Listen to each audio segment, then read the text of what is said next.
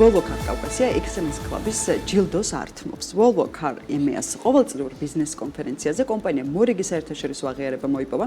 Excellence Club-ის ჯილდოსთვის შედეგები კომპანიის 4-ვე წარმომადგენლობის მიღწევის მიხედვით შეჯამდა და საქართველოს, სომხეთი, უზბეკეთი და აზერბაიჯანი. კომპანიამ 4-ვე ქვეყანაში დაამტკიცა, რომ ოპერაციები მაქსიმალურად გამართული არის და შვედურ სტანდარტებს სრულად შეესაბამება. ღონისძიება მაროკოს ისტორიაში ყველაზე მნიშვნელოვან საიმპერატორო ქალაქ მარაკეშში გაიმართა. სტუდიას უკვე შემოუერთდა საქართველოში ამჯერად გამარჯვებული კომპანიის დირექტორი რუსუდან გრძელიძესთან ერთად ვაგრძელებთ თემაზე საუბარს. დილამშვიდობისა რუსუდან. მოგესალმებით, მესალმებით ყველას მაყურებელს. მადლობა სტუმრობისათვის და პირველ რიგში გილოცავთ მორიგ ჯერზე აღიარებას. დიდი მადლობა. მართლაც ძალიან მნიშვნელოვანი ჯილდო მოვიპოვეთ უკვე მესამედ და გიორგი თქვენ გახსოვთ წინა წლებშიც ვიყავით თქვენთან სტუმრად და მაშინაც წარმოუდგენლად წარმოგვედგინა რომ ამ ჯილდოს მფლობელები გავხდით. წელს განსაკუთრებულად რთული იყო, რადგან საკმაოდ რთული წელი იყო კავკასიის რეგიონისთვის, რადგან მეზობელ ქვეყნებში იყო კონფლიქტი, ასევე საქართველოშიც მიმდინარე მოვლენები. თუმცა მაინც შევძელით და მოვიპოვეთ ეს ჯილდო. ჩვენთან ერთად ამ კონკურსში მონაწილეობას ყველა იმპორტიორი იღებდა, რომელიც ჩვენს რეგიონს მიეკუთვნება და მათ შორის არიან ისეთი ეკონომიკურად ძლიერი ქვეყნები დასავლეთ ევროპიდან, რომლებთან ერთადაც თითქმის შანსი არ გქონდა რომ გაგვემარჯვა მათთან მიმართებაში, თუმცა ეს მაინც შევძელით და რუსთა რა კრიტერიუმები უნდა დააკმაყოფილო და ამ შემთხვევაში Volvo Cars-ი რა კრიტერიუმს აკმაყოფილებს თუმეტეს როცა უკვე მესამე წელი ართმობს ამ ჯილდოს? ძალიან ბევრი კრიტერიუმი იყო და ეს ყველა კრიტერიუმი თითქოს ყველა ბიზნეს პროცესში ჰქონდათ ჩადებული. წლის დასაწყისში ჩვენ მოგწეს კონკრეტული თარგეტები, ეს იყო გაყიდვების ზრდა, ელექტროფიკაციის ზრდა, ასევე VPS სტანდარტი. VPS-ი არის Volvo Personal Service, რომელიც სრულად განსხვავებული შვედური სტანდარტი არის მომხმარებელთან ურთიერთობის მხრივ. ასევე მომხმარებლის უკავშირი იყო ერთ-ერთი პუნქტი. რა თქმა უნდა, სერვისის მიმართულებითაც და გაყიდვების მიმართულებითაც რას ფიქრობს ჩვენზე მომხმარებელი, ამ ყველაფერს Volvo ზომავს სხვადასხვა პლატფორმების მეშვეობით და სწორედ ამ ყველაფრის შეჯამებით მოხდა ის, რომ ჩვენ გავხდით გამარჯვებულები. კიდევ ერთხელ გილოცავთ. დიდი მადლობა. იცი, წეგან ახსენეთ კონკურენცია. დიახ. და ცოტა წარმოუდგენელიც იყო, ისეთი ქვეყნები იყვნენ თამასაზე, ხო, ამ ყველაფრის. ცოტა ეს თემა რო ჩავშალოთ, რასთან მქონდა საქმე, გათვალისწინებით ჩვენი რეგიონის რთული წინა პერიოდისა და ვის ვაჯობეთ ამ შემთხვევაში უკვე მესამედ და კიდევ ერთხელ რა კრიტერიუმებში ვაჯობეთ კონკრეტულად მათ. მაგალითად, ჩვენ ძალიან სასიხარულო სიახლე გქონდა შარშან სომხეთსა და აზერბაიჯანში. მოვიგეთ შინაგან საქმეთა სამინისტროს ტენდერები.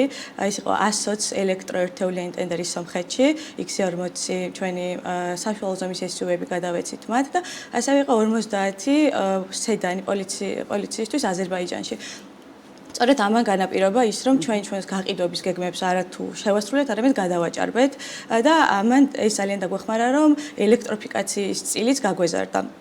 ამ მიმართულებით ევროპაში ცნობილია, რომ საკმაოდ რთულად მიდის ის პროცესი, რაც ეგონათ, რომ სწრაფად წავიდოდა ელექტროავტომობილების გაყიდვების კუთხით, შედარებით შენელებულია. აი ამ მიმართულებით იყო მთავარი, რაშიც ვაჯობეთ ჩვენ დასავლეთ მეგობრებს.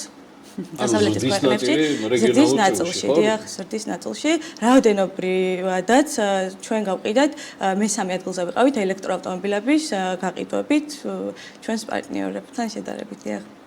გარდა ამ ტენდერისა, ჩვენ ადგილობრივ ბაზარზე, ტენდერების გარეშე საცალო მომხმარებლებსაც საკმაოდ დიდი რაოდენობით ელექტროავტომობილები გავყიდეთ.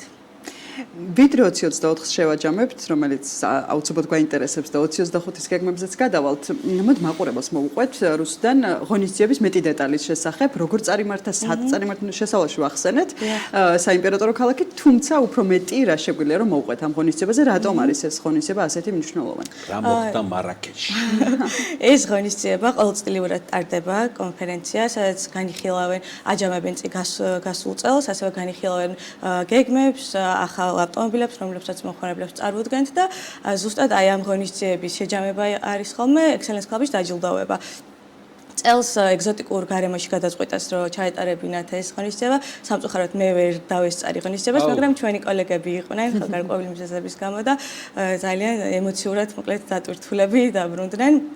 Excellence Club-ის დაჯილდოება იყო კულმინაცია ამ ღონისძიების და ჩვენ ყველა აქ ვინც ვიყავით კოლეგები, მთელი ღამის განმავლობაში ველოდებოდით, რომ გამოგვიგზავნიდნენ და გვეტყოდნენ, რომ მოვიგეთ და ისეც მოხდა. მოგვაქვს საქართველოში მესამედ ჯილდო. საქართველოში დახვდი, მაგრამ უკვე გეცოდინებოდა რა ბენეფიტების მომტანი იქნებოდა ის ჯილდო, რომელიც მარაქეშიდან თქვენს კოლეგებს მოხდათ საქართველოში.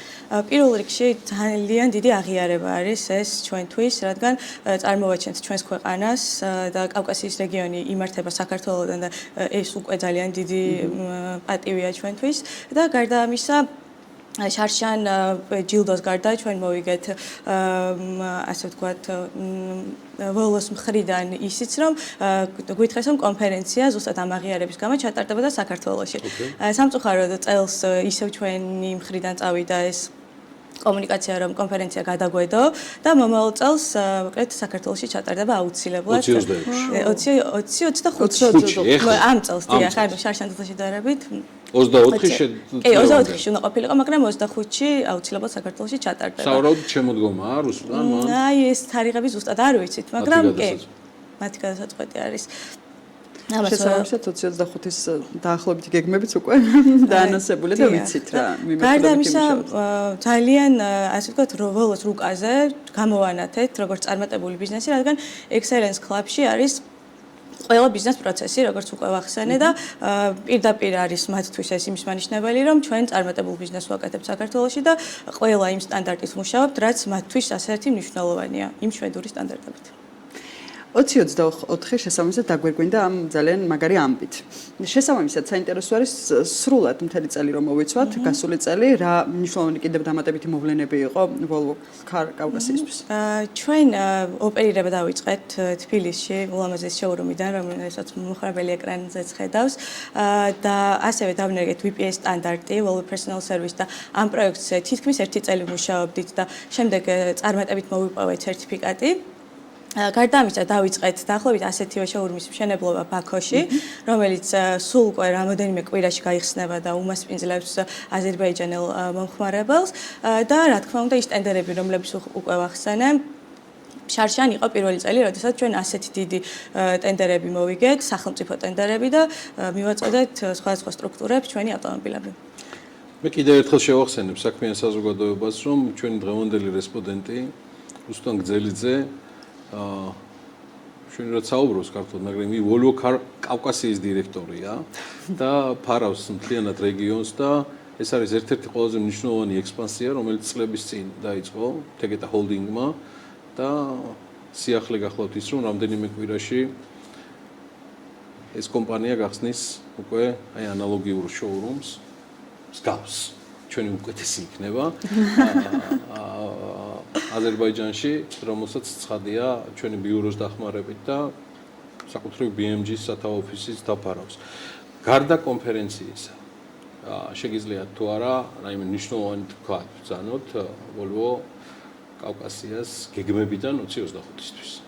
ჩვენ მნიშვნელოვანი რამდენიმე მნიშვნელოვანი სიახლე გვექნება, მათ შორის არის ახალი 7 ადგილიანი ელექტრო ისევის წარდგენა, ეს არის სრულად ელექტრო, რომელიც 750-მდე კილომეტრის დაფარვას შეძლებს დამხტული ელექტროძრავით და ეს იქნება 7 ადგილიანი, ანუ X90 ზომით ოდნავ უფრო დიდი და ნამდვილად ანუ ის ყველაზე მძიმე წინადადება ბათუმამდე ჩამიყვანს ეს გადალახულია ამ შემთხვევაში ამ ელექტროს და ამ ავტომობილში იქნება ყველაზე მეტი ტექნოლოგია და კომპიუტერი, სენსორი, რადარი, რაც კი Volvo-ის ისტორიაში ავტომობილებში ყოფილა და მოუთმელად ველოდებით ეს ავტომობილი უკვე ერთ თვეში საქართველოშიც იქნება. შეჯამებისკენ რუსუდან გაყიდვები როგორი არის? აი ეს შევაჯამე რამდენად დიდი და მაღალი ზრდა არის ელექტრომობილებზე მოთხოვნის ნაწილში და როგორი არის საბოლოოდ Volvo Car კავკასიას აი ზრდის ტენდენციები გაყიდვებში? ელექტრომობილებზე მოთხოვნა გაზრდილია. ჯამურად რომ შევაჯამოთ წინა 2023-2024 დაახლოებით 60%-ით გავიზარდეთ ჩვენ Volvo კავკასია 4-ვე ქვეყანაში. ასევე წელს გასულ წელს ჩვენ პორტფოლში დავიმატეთ ყაზახეთიც და ამ წელს უკვე მე-5 ქვეყანა ყაზახეთშიც დავიწყებთ ოპერირებას. თუმცა გვქონდა 60%-იანი ზრდა ასევე აზერბაიჯანში, დაახლოებით 40%-იანი ზრდა იყო საქართველოში. უზბეკეთი, ასე ვთქვათ, იგივე ტენდენციას მიყვება.